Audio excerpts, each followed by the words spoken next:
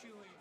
बच्चों के अंदर टैलेंट पाया जाता है, बच्चों के अंदर मेहनत करके जो कारी मोहम्मद याह्या साहब और इनकी दीगर जो टीम है उन्होंने बड़ी मेहनत के साथ बच्चों को तैयार किया और बच्चों ने अपनी परफॉर्मेंस जो है वो वालिदैन के सामने रखी, आम पब्लिक जो आई हुई है उनके सामने रखी।